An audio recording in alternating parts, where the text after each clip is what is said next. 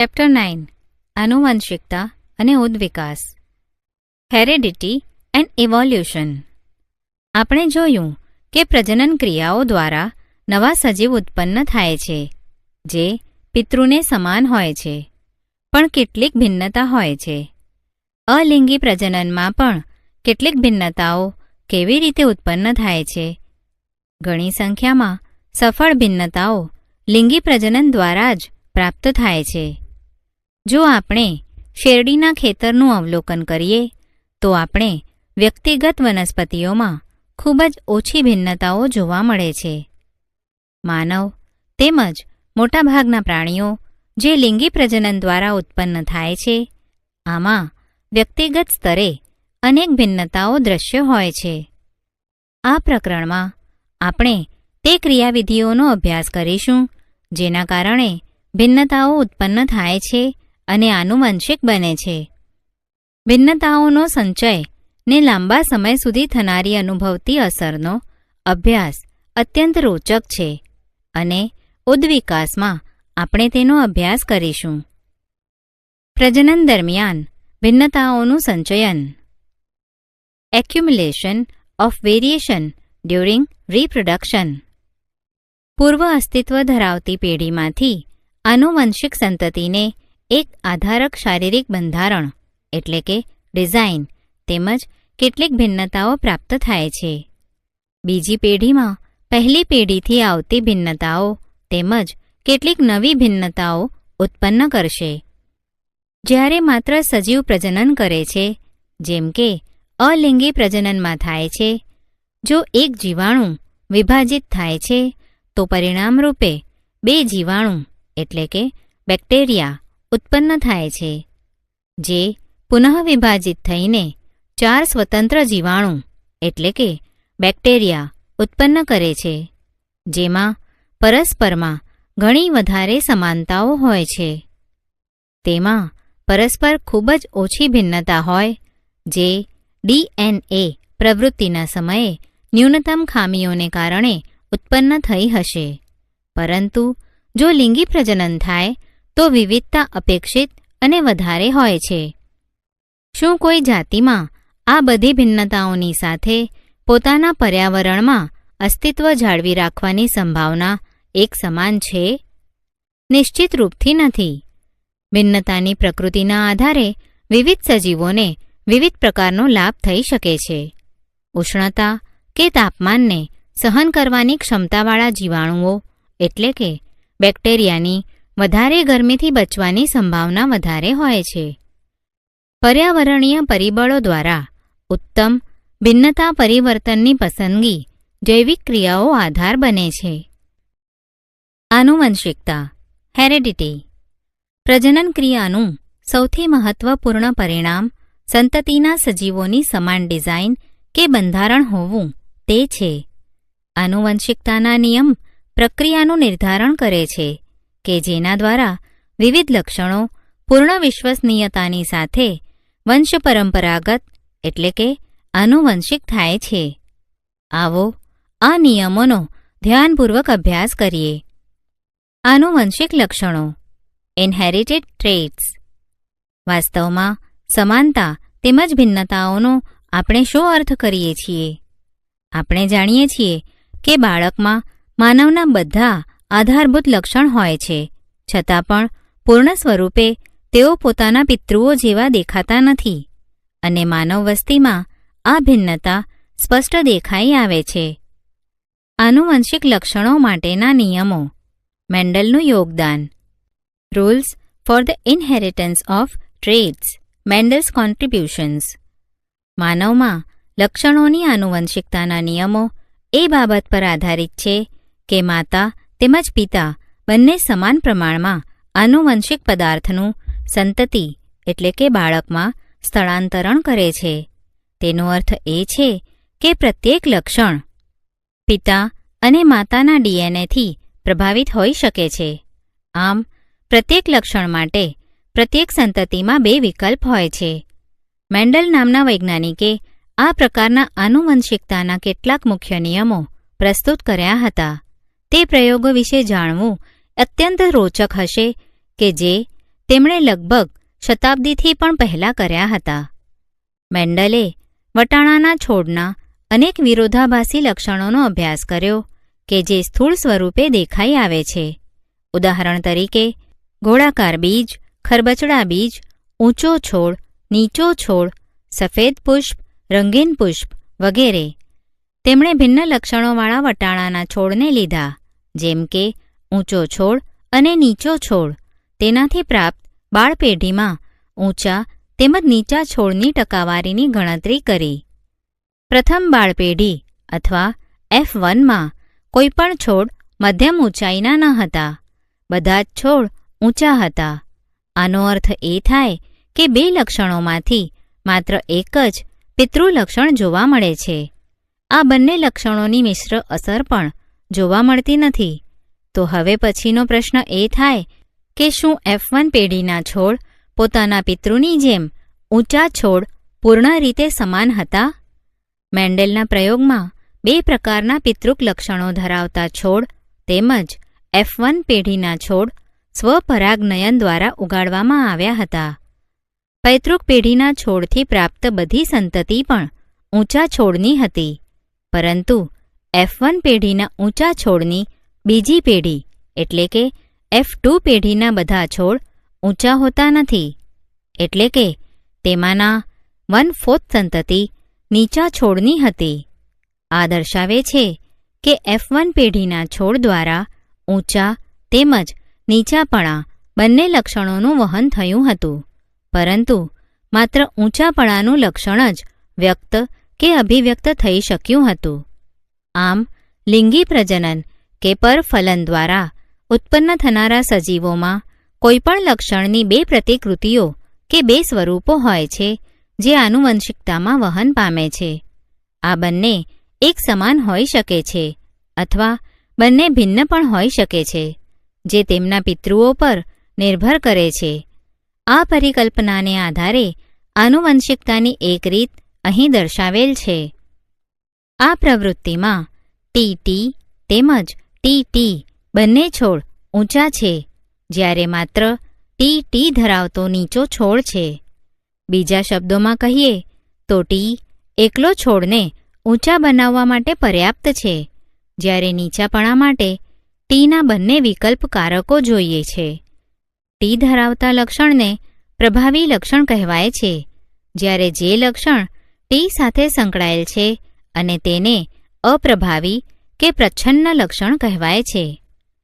જ્યારે વટાણાના બે છોડમાં એક વિકલ્પી યુગ્મને સ્થાને બે વિકલ્પી યુગ્મોનો અભ્યાસ કરવા માટે સંકરણ કરાવવામાં આવે તો શું થશે?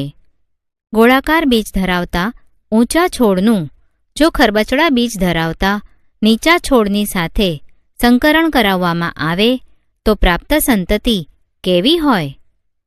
F1 પેઢીના બધા છોડ ઊંચા અને ગોળાકાર બીજ ધરાવતા હશે.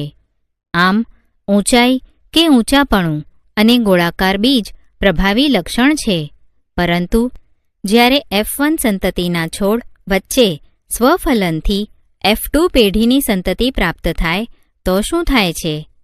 મેન્ડલ દ્વારા કરવામાં આવેલા પહેલા પ્રયોગને આધારે આપણે કહી શકીએ કે F2 સંતતિના કેટલાક છોડ પીળા રંગના ગોળાકાર બીજ ધરાવતા અને ઊંચાપણું ધરાવતા હોય અને કેટલાક છોડ ખરબચડા બીજવાળા નીચાપણું ધરાવતા હોય. પરંતુ F2 પેઢીની સંતતિના કેટલાક છોડ નવું સંયોજન અભિવ્યક્ત કરે છે. તેમાંથી કેટલાક છોડ ઊંચા પરંતુ ખરબચડા બીજ ધરાવતા અને કેટલાક છોડ ગોળાકાર બીજ ધરાવતા નીચાપણું ધરાવતા હોય છે. આમ ઊંચાપણાનું લક્ષણ અને ગોળાકાર બીજ અને ખરબચડા બીજનું લક્ષણ સ્વતંત્ર રીતે આનુવંશિકતા પામે છે. એક વધુ ઉદાહરણ અહીં દર્શાવેલ છે. આ લક્ષણો પોતાની જાતે કેવી રીતે અભિવ્યક્ત થાય છે? How do these traits get expressed? કોષના DNAમાં પ્રોટીન સંશ્લેષણ માટે એક સૂચનાનો સ્ત્રોત હોય છે. DNAનો તે ભાગ જેમાં કોઈ પ્રોટીન સંશ્લેષણ માટે સૂચના હોય છે તે પ્રોટીનનો જનીન કહેવાય છે. પ્રોટીન વિવિધ લક્ષણોની અભિવ્યક્તિને કેવી રીતે નિયંત્રિત કરે છે? તેની આપણે અહીંયા ચર્ચા કરીએ. આવો વનસ્પતિ કે છોડની ઊંચાઈના એક લક્ષણનું ઉદાહરણ લઈએ. આપણે જાણીએ છીએ કે વનસ્પતિઓમાં કેટલાક અંતઃસ્ત્રાવો હોય છે જે ઊંચાપણાનું નિયંત્રણ કરે છે. આમ કોઈ છોડના ઊંચાપણામાં આવેલા તે અંતઃસ્ત્રાવના પ્રમાણ પર નિર્ભર કરે છે. વનસ્પતિના અંતઃસ્ત્રાવનું પ્રમાણ તેની ક્રિયાની કાર્યક્ષમતા પર નિર્ભર કરે છે, જેના દ્વારા તેની ઊંચાઈ નક્કી થાય છે. ઉત્સેચક આ ક્રિયા માટે મહત્વપૂર્ણ છે. જો આ ઉત્સેચક કાર્યક્ષમ રીતે કાર્ય કરે તો અંતઃસ્ત્રાવ પર્યાપ્ત માત્રામાં નિર્માણ થાય અને છોડ ઊંચો થાય છે. જો આ પ્રોટીનના જનીનમાં કોઈ પરિવર્તન આવે છે તો નિર્માણ પામનારા પ્રોટીનની કાર્યક્ષમતા પર અસર પડે છે. તેની કાર્યક્ષમતા ઘટે છે. આમ નિર્માણ પામનારા અંતઃસ્ત્રાવની માત્રા પણ ઓછી હોય છે અને છોડ નીચો બને છે. આમ જનીનો લક્ષણો એટલે કે ટ્રેટ્સને નિયંત્રિત કરે છે. જો મેન્ડલના પ્રયોગનું અર્થઘટનને સમજવા જેની આપણે ચર્ચા કરી રહ્યા હતા તે સાચું છે કે જો તેની ચર્ચા આપણે આ અગાઉ કરી ગયા છીએ. લિંગી પ્રજનન દરમિયાન સંતતિના ડીએનએમાં બંને પિતૃનું સમાન રીતે યોગદાન હોય છે. જો બંને પિતૃઓ સંતતિના લક્ષણોનું નિર્ધારણ કરવામાં મદદરૂપ થાય છે તો બંને પિતૃઓ એક જ જનીનની એક પ્રતિકૃતિ સંતતિને આપે છે. આનો અર્થ એ થાય કે વટાણાના પ્રત્યેક છોડમાં બધા જનીનોના 2 સેટ્સ એટલે કે યુગ્મ હોય. પ્રત્યેક પિતૃ તરફથી એક સેટની આનુવંશિકતા થાય છે. આ રીતને સફળ કરવા માટે પ્રત્યેક પ્રજનન કોષમાં જનીનનો માત્ર એક જ સેટ હોય છે. જ્યારે સામાન્ય વાનસ્પતિક કોષ અથવા દૈહિક કોષમાં જનીનના સેટની 2 પ્રતિકૃતિઓ એટલે કે કોપીઝ હોય છે તો પછી જનીન કોષમાં તેનો એક સેટ કેવી રીતે બને છે? જો સંતતિ છોડ કે બાળ છોડને પિતૃ છોડથી સંપૂર્ણ જનીનનો એક પૂર્ણ સેટ પ્રાપ્ત થાય છે તો અહીં દર્શાવેલ પ્રયોગ સફળ થઈ શકતો નથી. તેનું મુખ્ય કારણ એ છે કે 2 લક્ષણ R અને Y સેટમાં એકબીજાથી સંલગ્ન રહે છે તથા સ્વતંત્ર રીતે આનુવંશિકતા દર્શાવી શકતા નથી. તેથી આ સત્યને આધારે સમજી શકાય છે કે વાસ્તવમાં એક જનીન સેટ માત્ર એક ડીએનએ શૃંખલાના રૂપમાં ન હોઈને ડીએનએની અલગ અલગ સ્વતંત્ર રૂપે શૃંખલા હોય છે. પ્રત્યેક એક રંગસૂત્ર કહેવાય છે. આમ પ્રત્યેક કોષમાં પ્રત્યેક રંગસૂત્રની 2 પ્રતિકૃતિઓ હોય છે જેમાંથી એક નર તથા બીજી માદા પિતૃ તરફથી પ્રાપ્ત થયેલી હોય છે. પ્રત્યેક પિતૃકોષ પૈતૃક અથવા માતૃક થી રંગસૂત્રની પ્રત્યેક જોડમાં માત્ર એક રંગસૂત્ર જ એક જનીન કોષમાં આવે છે. જ્યારે 2 જનીન કોષોના સંલયન કે ફલન થવાથી નિર્માણ પામેલા યુગ્મનજમાં રંગસૂત્રોની સંખ્યા પુનઃ સામાન્ય થઈ જાય છે અને સંતતિમાં રંગસૂત્રોની સંખ્યા નિશ્ચિત જળવાઈ રહે છે, જે જાતિનું ડીએનએની સ્થાયીતાને સુનિશ્ચિત કરે છે. આનુવંશિકતાની આ ક્રિયાવિધિથી મેન્ડલના પ્રયોગોના પરિણામને સમજી શકાય છે. તેનો ઉપયોગ લિંગી પ્રજનન કરનારા બધા સજીવો કરે છે, પરંતુ અલિંગી પ્રજનન કરનારા સજીવોમાં આનુવંશિકતાના આ નિયમોનું પાલન પણ કરે છે. લિંગી નિશ્ચયન સેક્સ ડિટર્મિનેશન. લિંગી પ્રજનનમાં ભાગ લેનારા બંને એકલ સજીવ કોઈને કોઈ બાબતમાં એકબીજાથી ભિન્ન હોય છે, જેના ઘણા કારણો છે. નવજાત શિશુના લિંગ કેવી રીતે નક્કી થાય છે?